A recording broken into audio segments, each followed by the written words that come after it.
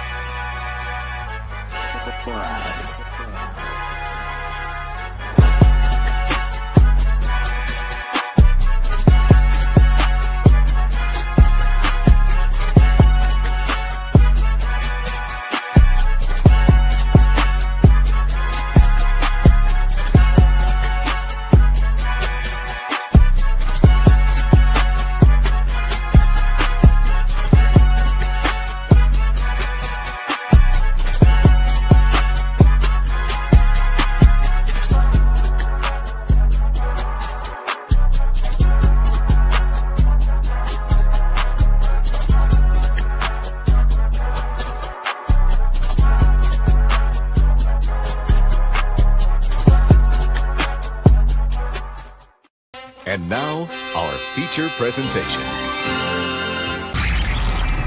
You are watching a master at work. Go get some!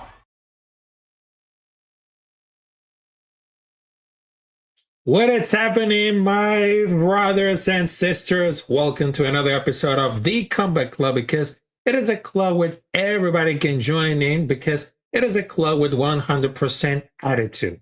In this club, we're born to fight anytime, anywhere, anyone.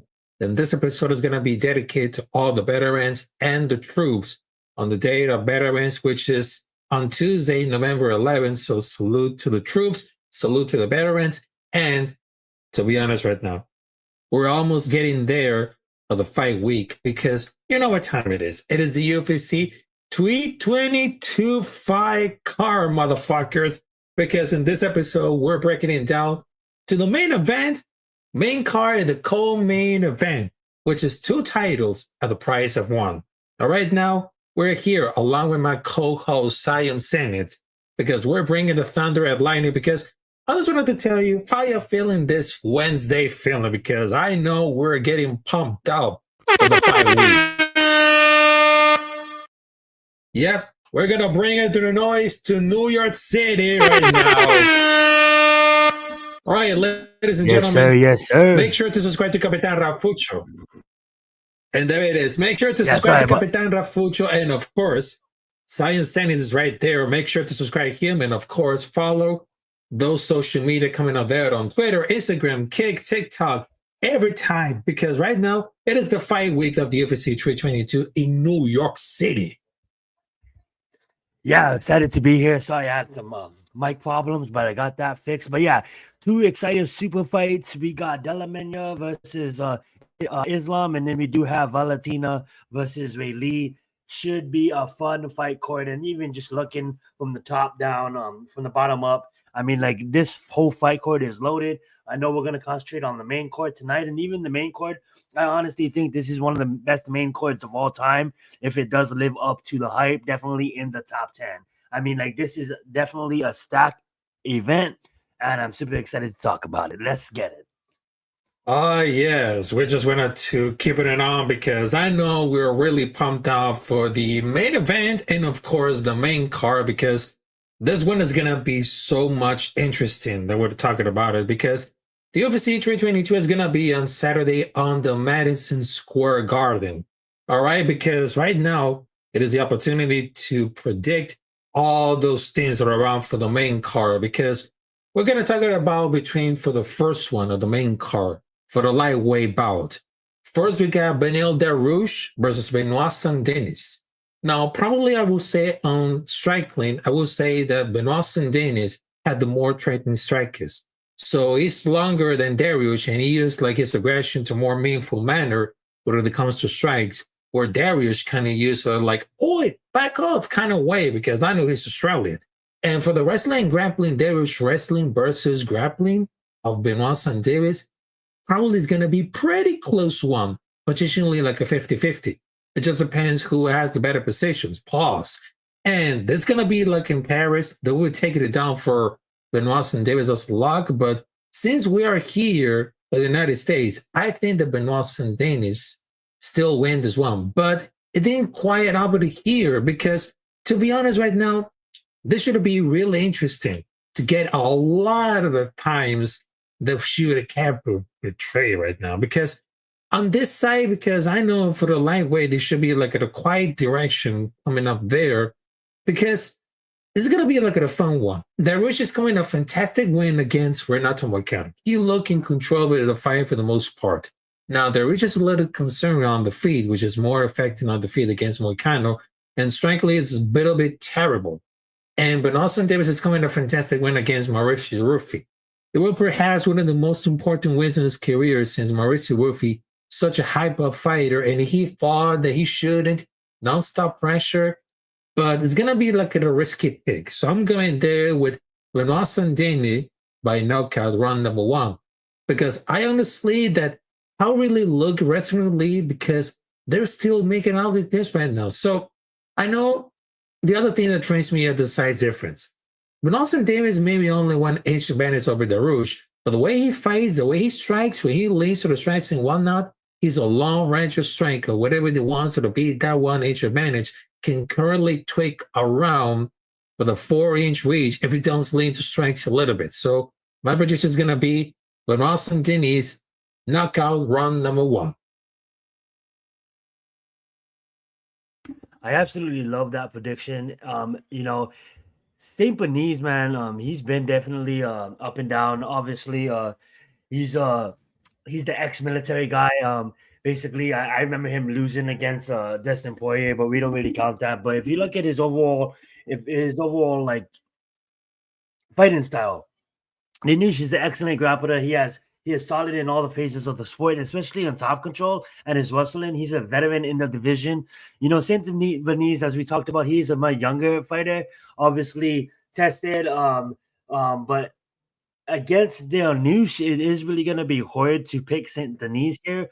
So I'm gonna think it comes down to who's the best all around. It's a matchup style. You got grappling. It's gonna be heavy grappling, and I know that Saint Denis is probably gonna be looking for early. Probably finish with a submission. He could definitely land a strike if the opportunity presents himself. Mm-hmm. It's hard to go against Beneil Dariush. Like I know he wasn't, he had his up and downs as of late, but I think he's still one of the top fighters in the division. And I think a lot of people is almost somewhat forgetting about him.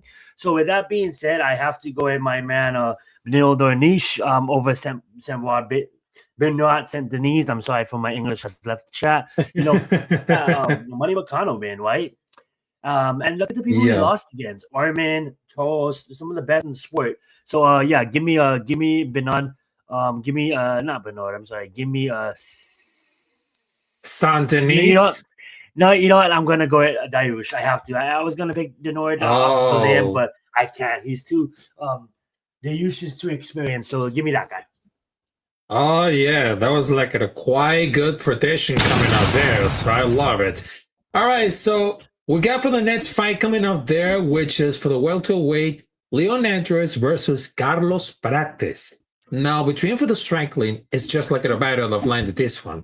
I mean, Carlos Prates had 4 inches over Edwards, which is a lot of level on the game. I mean, those 4 inches could cover the wide range of techniques and why not. And I'm not talking about their young people because, in all seriousness, Leon Edwards has been failing a little bit in this recent fights, hesitating maybe mentally not here, where Patrice is riding some momentum coming off in a knockout against Jeff Neal. That should be like a banker's light. For the wrestling and grappling, they will keep me absolutely a category, but it ain't gonna matter. And all with the old in with the new, with the old guard stand strong, because Prates coming out for a disgusting spinning elbow knockout against Jeff Neal. It is looking to continue to build enough and that momentum and win against Edwards.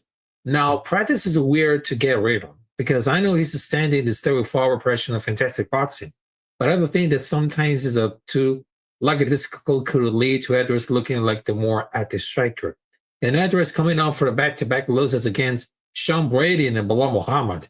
And even though Edwards is considered young, I just think that we're seeing like a little bit decline of this career, or at least a bump of the road.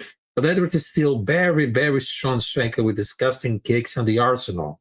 But he's facing someone just like at a 4-inch range advantage who disgusting forward pressure with heavy boxing and attack to win his fights. Now, this is going to be like a fight to even predict because it's going to be so hard. Who's going to be the fighter and be the aggressor?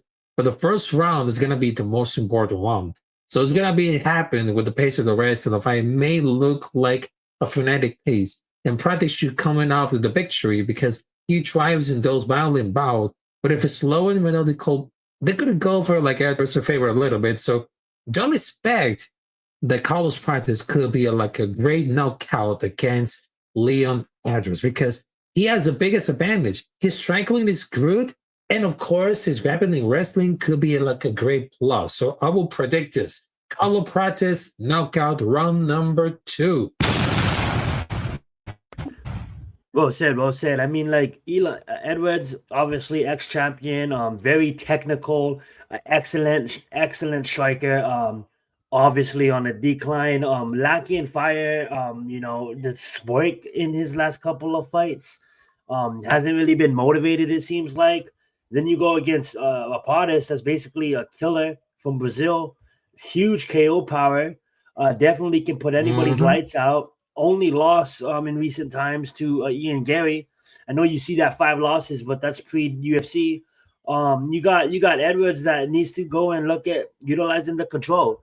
Make Cordo's kind of Prates kind of look counter him. Obviously I would like to see him utilize his power, but it's just hard picking him in this fight because I don't know what Edwards are we going to get. And he definitely looks like he's declining, but that alone is what makes me want to pick him. It's almost like the world is going against him. And this is the time where he would show up, and 34 years old is considered old, but at the end of the day, it's MMA. So some people go into late primes, right?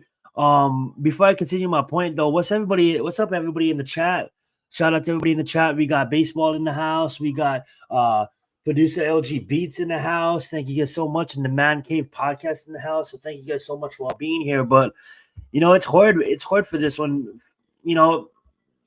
Gun to my head, I got Prates probably by a second round knockout. Like I'm gonna follow my co-host Rafucho.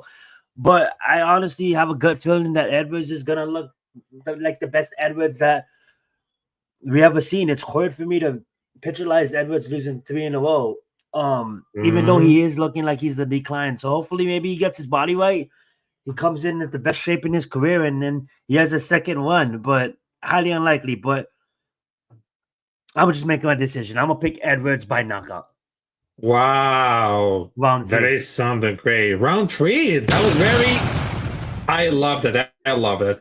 All right. So, ladies and gentlemen, we can continue to the main card because right now it is the third fight we can predict it, which is for the welterweight. We got Sean Brady versus Michael Morales. United States versus Ecuador. Now, this one is going to be really interesting. So we kind of have to re-expect it. This should be like a fun one. For the striking, Morales has great striking, but also he can be like a little bit messy at times. So I don't think it's going to be like a clean technical striking. But these two, it's likely to be messy with Brady. Looking for straight shots up to the top to get the takedown, and Morales to pounce on Brady, particularly most of the hand to the leg side as well. And for the wrestling and grappling, so this is where Brady should reign supreme. The Morales takedown defense is very solid, at least on paper. And Max Griffin was the most recently fighter to take multiple takedowns on Morales, and he couldn't get him achieved too much. But I think that Brady is far better than Griffin on the ground, and we see Morales be probably testing the area. And this is going to be like an interesting fight between grappler versus striker. Is one to be really expected here. It should be like something of a fun one. And Brady's coming off of a string of victories after his first loss against Bilal back in 2022.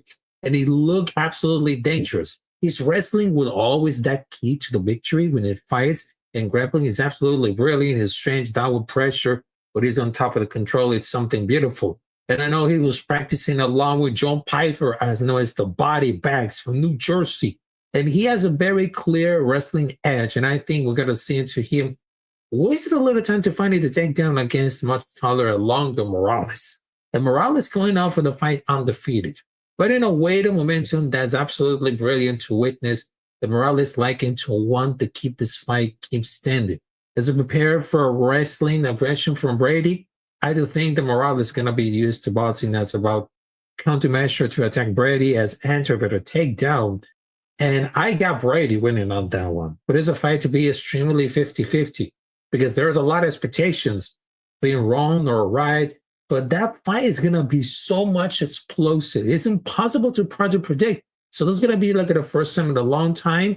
But I'm really comfortable about Sean Brady winning that one by knockout because his head strength tendency, it's up on the roof because he has got a very to give it like an advantage, and he's calculating on standard when it comes to the takedown. And I just think that it's a style that more than enough to tell the takedown defense of Morales. So I was going to tell you, I'm sorry, Michael Morales, but your time for undefeated is time off because I'm going to predict it at that fight. So sorry, Michael Morales. I know for your Ecuador. So my precision is going to be simple. Sean Brady, knockout round number 2. Dang, Sean Brady by knockout. Alrighty. Yeah, so Sean Brady definitely a dog. Definitely has been proving it in the UFC. High level grappler. Strong BJJ. Great wrestling. Obviously, always comes with that submission threat. Suburb off of his back, but you're going against an undefeated fighter that doesn't know how to lose. You know, he's 18-0 for a reason. He's an undefeated striker with power, high quality finish rate, excellent takedown defense. You know, the key to this fight is if, you know, Brady can take Morales down, or if Michael can stand and try to maintain range and avoid the takedowns. I'm gonna say 19-0. I honestly just seen this kid knock out a veteran in who did he just knock out? I forget his name. Oh my god, I can't believe it just just slipped my tongue. He just knocked out Gilbert Burns. Gilbert Burns. Followed by punches. And then before that, he knocked out Neil Magny. And if you think about Neil Magny, he's going to finish. He's going to finish in the sport. So I think the UFC has done Michael White, not rushing him. He literally has a streak going that obviously he's 18-0 for a reason. And if you think about it, I believe he's 6-0 in the UFC. So that being said, they're doing him right by not pushing him too fast. I think he is really gonna show everybody why he is gonna transform from a prospect into a contender tomorrow when he goes out there and he knocks out Sean Brady in the first round. That is so much correct at all. There's so much correct at all. All right, so ladies and gentlemen, yep. That's it. Yep. Yeah, that should be like another discussion coming up there. All right, so ladies and gentlemen, we got the co-main event because we got for the women's flyweight championship between Valentina Shevchenko versus Weili Shan. It is going to be down for the flyweight championship. For the strength league, it's going to be far too complicated to break it down, but I'll try with the looks like blind to rush it. Shevchenko has great fundamental kickboxing, but Shan has a lot of power. So essentially speed versus power here. For the wrestling and grappling, Shan might be able to ragdoll Shevchenko here, depending on the strength where Shevchenko is located. If she's against the cage, yeah, they should be good for taking it down, but in the middle of the octagon, there'll be a last chance to take down Keating Dude by a movement not steered by the cage. Because this one, without a doubt, there'll be the greatest women's MMA fights that you could ever make. Because we had to do that. And we had to predict it, and we're going to watch it. Because it's going to be like a 10-10 must-watch fight. Similar to the hype of Bull versus Makhachev, DC versus Jones, Dillashaw versus Garment, because I know this is going to be like a great fight. And Shevchenko is coming into this fight after 2 strong wins against Theo Roth and Gross. And I had to display because despite there being somewhat discussion these days, she looks tremendously wrestling. Her fight against Fiora was very close, but supposedly it didn't happen maybe look at her because she was being thrust toward the cage. Barely and his pace moved to side during the presence on the cage. But Shan is coming off of the string of building wins over the contenders in the strawweight division. And she faced the big names in her division, those names with asterisks. That's longer to be the main focus because Shan is going to be looking to bring it down. Then coming off of the fight with Gusto, renewed sense of urgency for a chance to dethrone the GOAT of the women's mixed martial arts, a chance to once again certify herself as the most dangerous fighter you can see.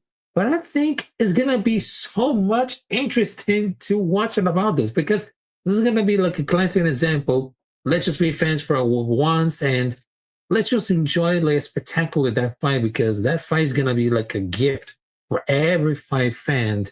But love it or hate it, I'm going to pick out with Valentina Shevchenko by decision. Yeah, I mean, like it's really hard to go against Valentina in this matchup. I think I want to see the weigh-ins on Friday. I want to see how Ray Lee put on the weight. Obviously, Ray Lee is moving up in the weight class. She's the elite power. She brings heavy hands. She brings an aggressive tempo, and she attacks at an ever-evolving, constant rate of pressure.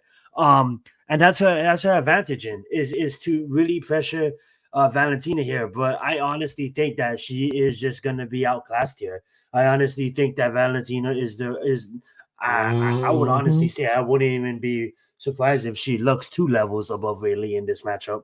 I just think Valentina is one of the best females to ever do it. Definitely a top 3 right up there with Amanda Nunes. She has the better resume. She's elite from every angle, world-class striking, utilizing kicks, constantly countering, strong wrestling, great defense, absolutely top 10 out of 10 in fight IQ, a 5-round endurance. This is the perfect female fighter. If you was building the female fighter in a lab, Valentina will be the one that emerges out of machine. So that being said, it's really hard to bet any fighter on planet Earth going against Valentina if her name is not Amanda Nunes. So that being said, give me Valentina. Wow.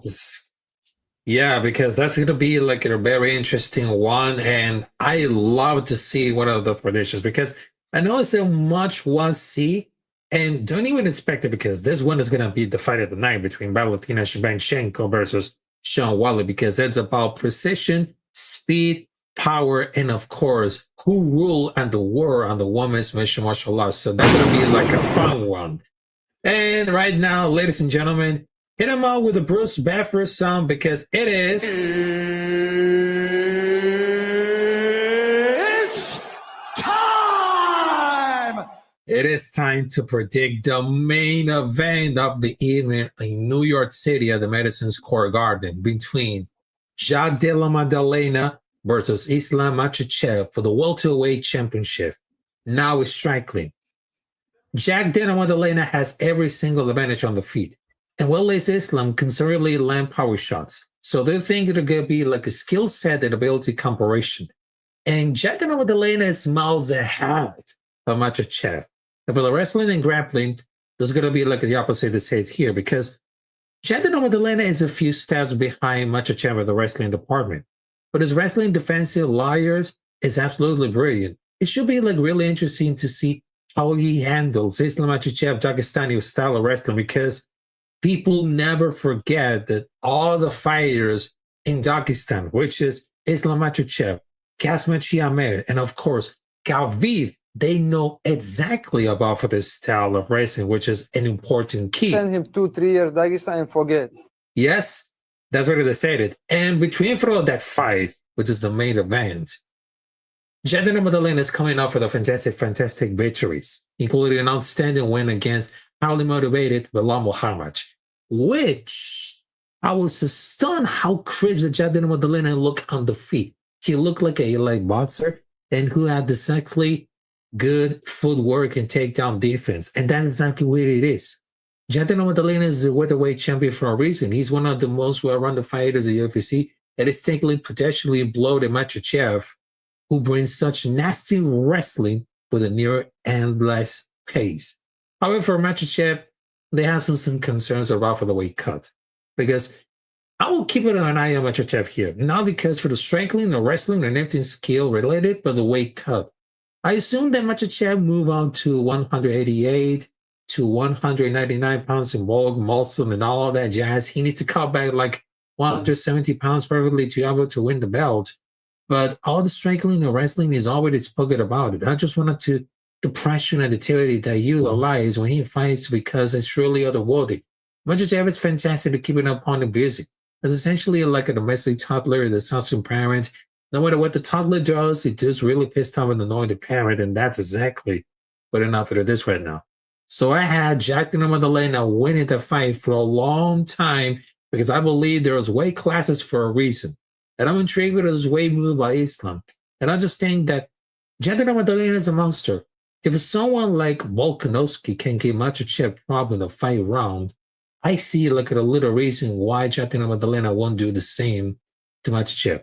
It's going to be really smart, but I can predict Jack Della Maddalena wins by decision or submission for round number 4 because I know that Islam Makhachev wrestling style is very good, very executed, but you have to be careful with Jack Della Maddalena because right now he's going to bring the thunder and lightning because I know he's Aussie. He has great kickboxing, great butts, and of course, he knows about for the strengthening grappling to knock him down. Damn. Alrighty, let's get into this. I like that prediction, by the way. I'm obviously have to disagree though.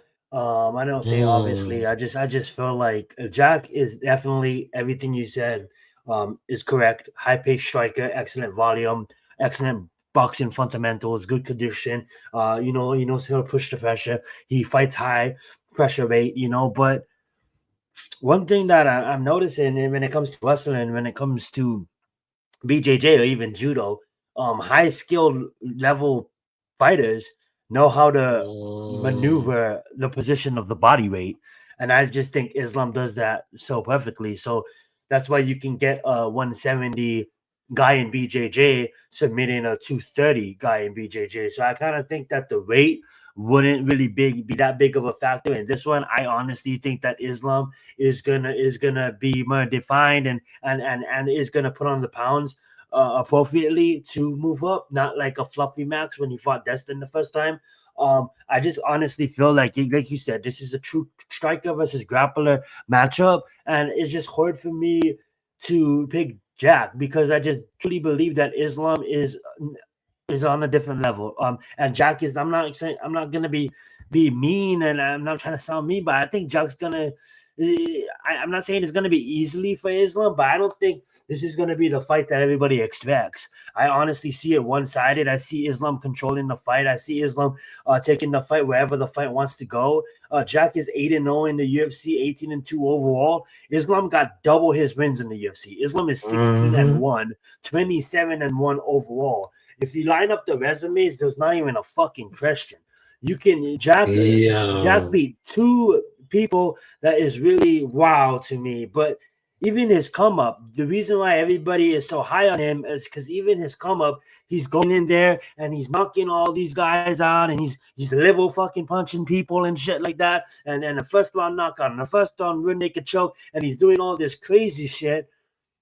But at the end of the day, I'm not trying to be I told you so type of guy, but I've been this fucking same motherfucker for the past 2 years that's saying Tom Aspinall, shut the fuck up and just fight. And look what happened. I'm not saying he obviously got poked in the fucking eye, but didn't it look like Seal Gon was controlling that fucking fight? So I kind of see the same thing here. It's like there's levels to this shit. And I honestly think that Jack, even though he's a great fucking fighter, he's not even on Islam's level. And he's going to show on Saturday night. It's going to show that there's levels in this in the sport. And I think Jack is a fucking great fighter. Does he come out there at the age of 29 and shock the fucking world and beat the 34-year-old Islam? Absolutely. He could possibly happen. Like my co-host just said, he has it inside the distance. But I honestly think I don't see that happening. I think Jack is going to be more on a defensive. That is going to force him to not attack as much. And that's going to play into Islam's hand. Islam's going to control the back and basically ground and pound him and try to chase the submissions for all rounds. And I honestly think Islam is not going to have a problem taking Jack to the ground. I honestly think Islam's not scared to push the pace when needed. He ran out there, he striked with Destin Poirier, he striked with some of the best strikers in his division. I don't know a world where Jack comes out the winner of this fight. Let's fucking make this happen already, and let's get Islam and fucking versus Ilya, because that's the fight everybody fucking wants to see. No offense against Jack, I'm sorry. Yes, I mean, this is really exactly. All right, so after we can talk about like the main event, which is Islam Makhachev versus Shaktin Madalena, because I know for the next topic, we can talk about like the lightweight rankings, because I know the number one is Islam Makhachev, and the current champion is Ilya Topuria. Now, in number 2, there's Arman Tashutian. There's number 3, Charles Oliveira. There's number 4, Max Holloway. And also they got Gamrot, Darouche, Fizia Moicano. So all these fighters, they have a lot of tension when they fight, because it's not like the best of the UFC anymore, but it's still strong for the rankings of lightweight. That I will see like in the 2 years, how many old names will be gone. I mean, the division is carried on not only by Max Holloway, but also with Ilya Topuria.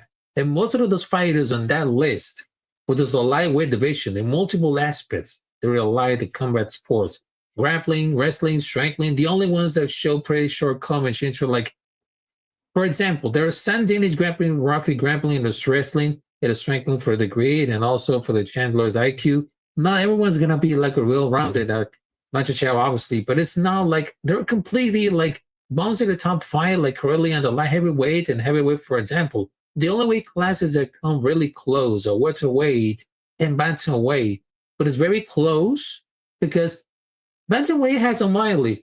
Marlon Barrett's a highly funded at top 15. All they had to say was flaws into the game. And the welterweight, they had Daniel Rodriguez, Prates, Jeff Neal, and now Mike Mallow, who aren't world-class fighters. Also, there was Covington and Usman who are being like inactive lately, but they're clearly in under the prime. But it's still crazy that I remind that just the weight classes are more than light that a pound for pound level to compare to lightweight. That I just don't think that we're just getting really yet. Because I know that for the lightweight, it's not really stacked anymore. Because if you see like all of these fighters, because if you see all the talent then we just see it about it, because we've been seeing like the fighting strikes and the fighting style of Ilia Topuria. It's just more like a boxer style. And we see Islam Makhachev with his wrestling style that we all know this is like the perfect key for the success. And of course, we can see like the classic matchup between Charles Oliveira versus Michael Chandler. But of course, we had the baddest motherfucker, which is Max Holloway. Also, we got Justin Gage, Mauricio Ruffi. I mean, all those fighters, they have a good reason why they're really stacking them all. Just like a great example of how the fighters are getting involved day by day, not only for the strengths, but also with their style.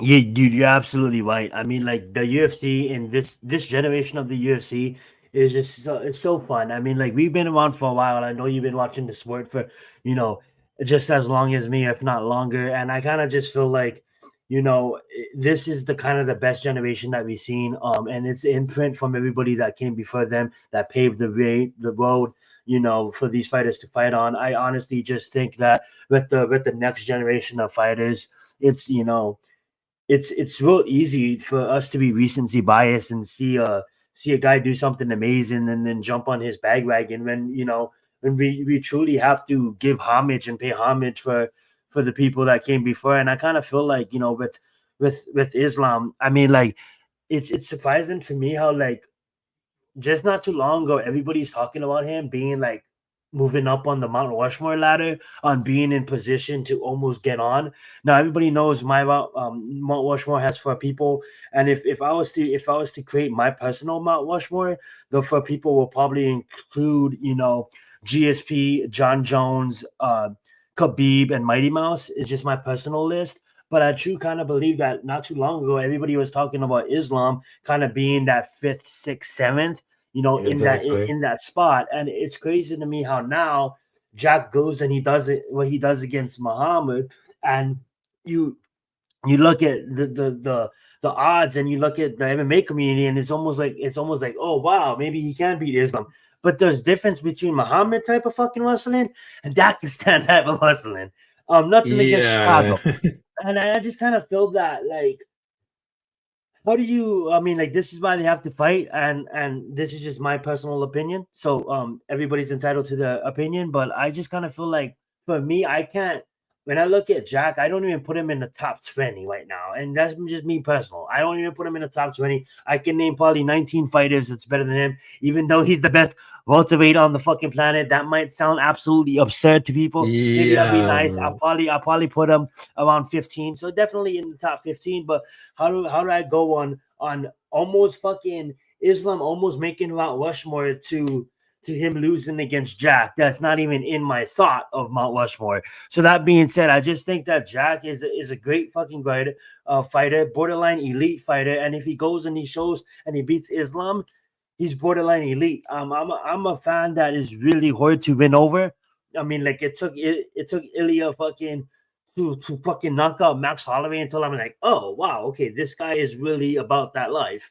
And there's a lot of fighters that gets exposed. I was quick to say Bo Nickel is being pushed too fast. I was quick to call a lot of shit in the sport, and I kind of believe that if Shakawa was to fight Jack, Shakawa will either knock him out or submit him. And I don't even know who I'll pick if Shakawa was to fight Islam. So I just think Islam is just next level, and I honestly don't think that this is a matchup where you have to think too hard about it. I'm gonna put my money on Islam, but hey, anything is possible on a Saturday night. Yeah, I think anything is gonna be really possible. So I'm not even gonna lie, because this is the lightweight rankings, because I know I was ranking Ilia Topuria as a current champion. Now they got Islam Makhachev, number 2, Charles Guillen, number 3, Oliveira, number 4, Max Holloway, Justin Gage, Patty the Pimlet, Dan Hooker, Gamrod, Darush, Fizet, Moicano, Chandler, and Denise, Dawson, and Ruffi, because I understand that the weight class, they present a lot of more striking, grappling, and wrestling, because they know exactly what they're thinking about it. They know exactly what they really think about what's going to happen between for the welterweight classes, the heavyweight division, because I know that for the last week, we just saw a complete dominance of Josh Hartkett. which I had the opportunity to talk with him just like a few months ago. And I love how to see, like, because Josh Hockey reminds me like at a prime era of Channel Sonic with the trash talk, and of course is absolutely dominance right there. Because I just told the Josh Hockey that he could be like the savior of the heavyweight division. And after the poke eye of Tom Aspinall and all the people that say it of Tom Aspinall really quick, but I understand that the heavyweight division needs something like really more aggressive, because we don't want it to see like something like weaker. We want to see like very stronger, they're very competitive with a lot of discipline and a lot of mentality to get on the top.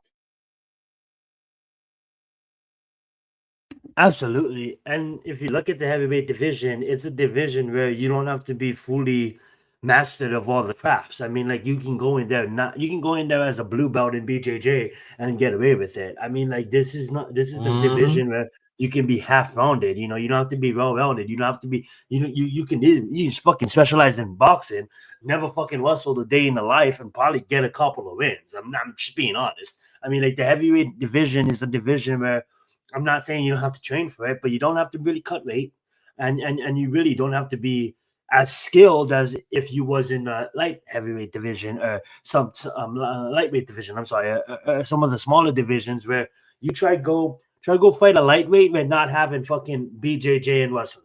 Good fucking luck. We just explained to you that majority of those fighters on that list is well-rounded, and when you look at the heavyweight division, no matter who's going to be controlling it in about 2 to 3 years, I honestly think that it is going to get better.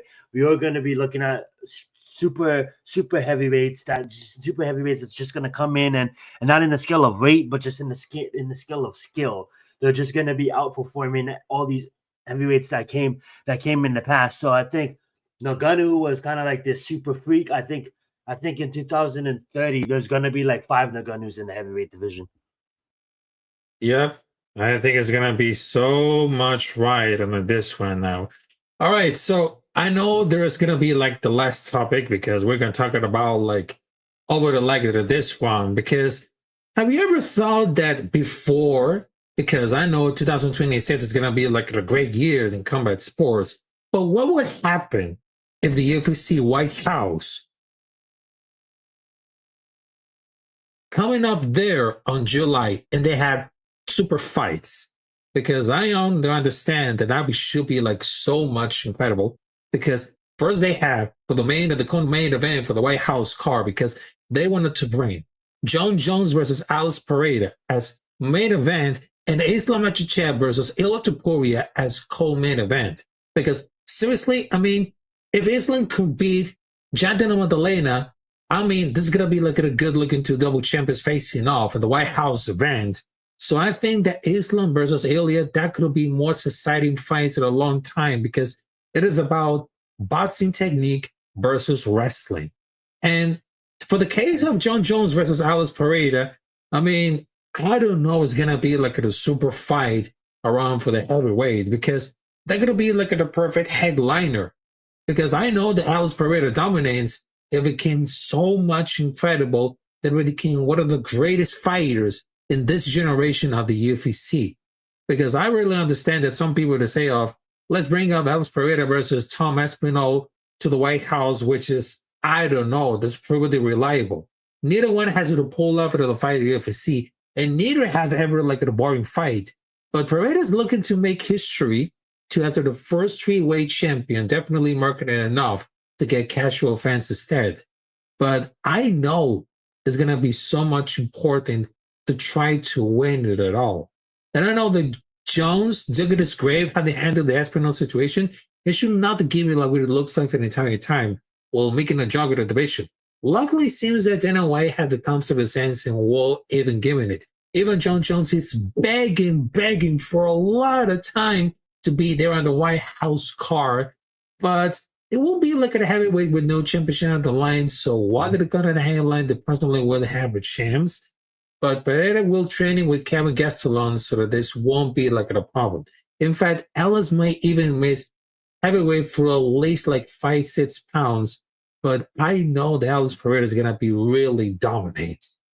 And of course, they have like another fighter coming up there, which is Conor McGregor versus Michael Chandler. So I understand that Conor McGregor wants to decide to come back in this time for the White House card, which is on July 2026. And Michael Chandler wants to be there because I know you got to celebrate the 250 years in America.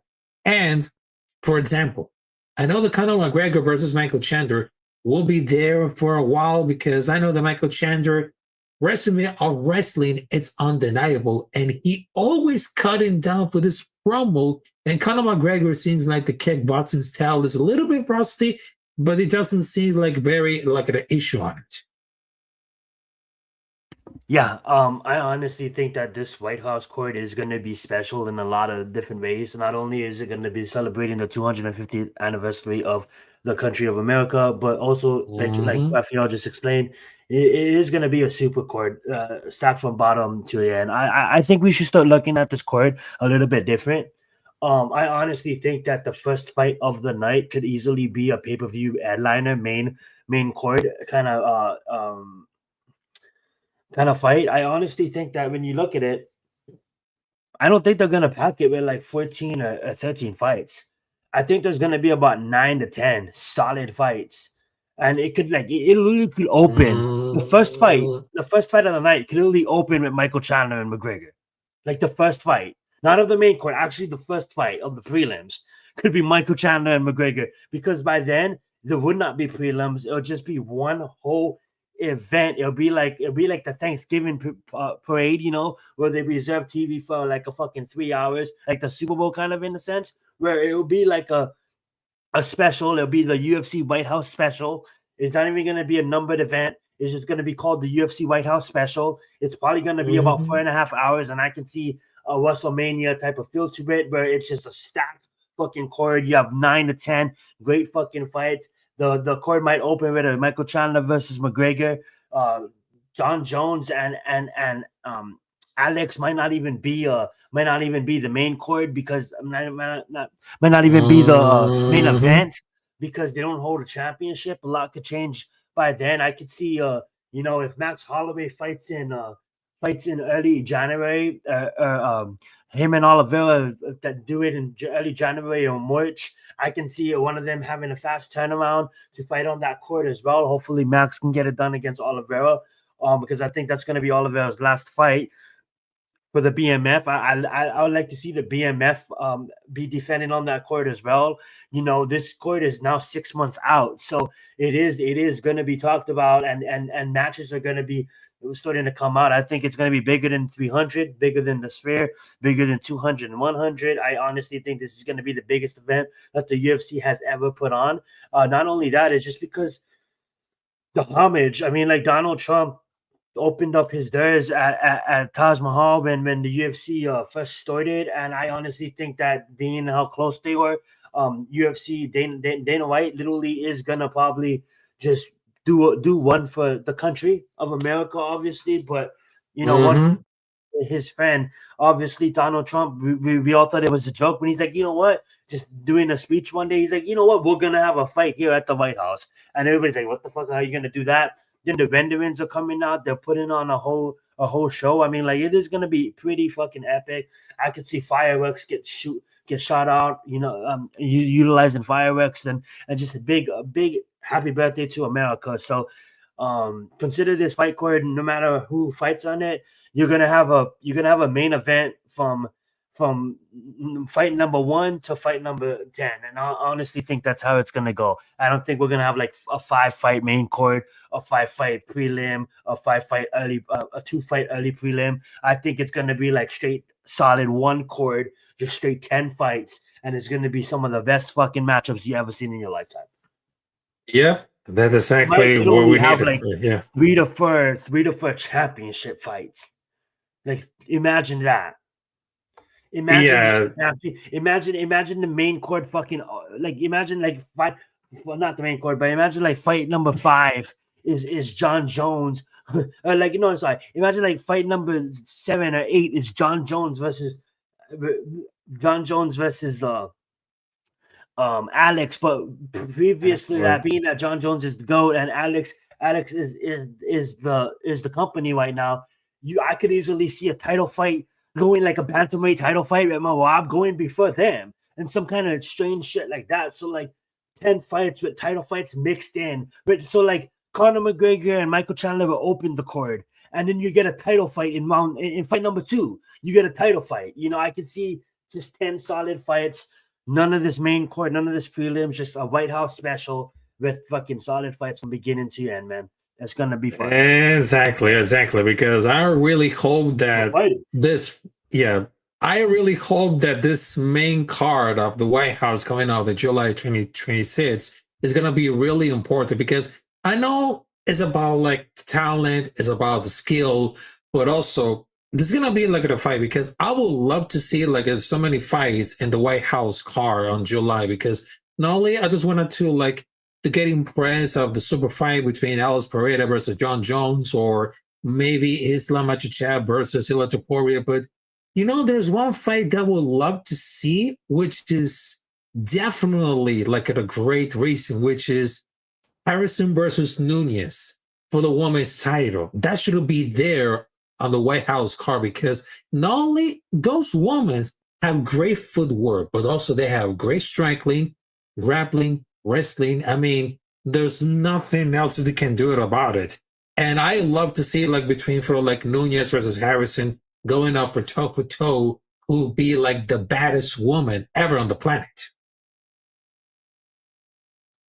Yeah, I mean, like, you don't have to sell me on that. I easily could see, Harrison, as much as she reps the United States, being her Olympian herself, that's gonna be major. And then why not Amanda Nunes, the greatest of all time? You know what I'm saying? Mm-hmm. Why not even double it up? Why not have if Shevchenko comes out this one, have Shevchenko on that court as well. Yes.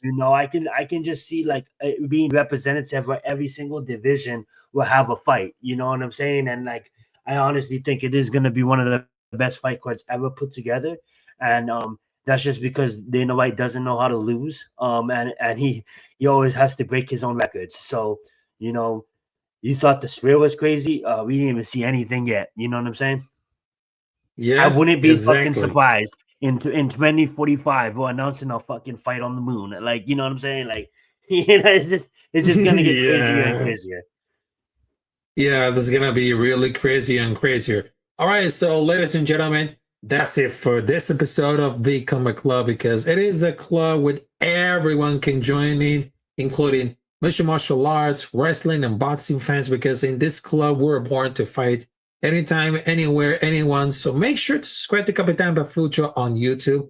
Also, you can subscribe to my co-host right there, Zenith. Also, you can follow all of it for the social media on Twitter, Instagram, Kick, and TikTok. And of course, this weekend is going to be really explosive, because I'm going to bring the thunder and lightning. Because you know why? On this Saturday, 10 p.m. Eastern time, because I'm going to bring the thunder and lightning on this motherfucker, because I'm going to bring the watch party of the UFC 322 between Islam Makhachev versus Shaq Dinamandalena. Also, they got Valentina Shevchenko versus Sean Welly. And I know this is going to be like so much interesting fight. So they're going to be more than excited. So don't forget, Saturday, 10 p.m. Eastern time, the watch party of my YouTube channel, UFC 322 watch party. So I hope you're going to be there so much. Yep, it's going to be so much interesting. All right, so ladies and gentlemen, we out of here. So make sure to subscribe to Capitán Rafucho and Zenith. So we'll be right back in another episode to bring it, the recap of the UFC 322 at the same hour, at the same day. So make sure to subscribe to Capitán Rafucho and my co-host Zenith. So we're bringing the thunder and lightning of the mixed martial arts on this podcast, which is the Combat Club. So thank you very much, and I hope you see you there next time. Have a great Wednesday, have a great Thursday, and of course, it is fight week. You know what time it is. It's fight week, motherfuckers, and you never deny it, because this is going to be like such an epic movie. Let's get it.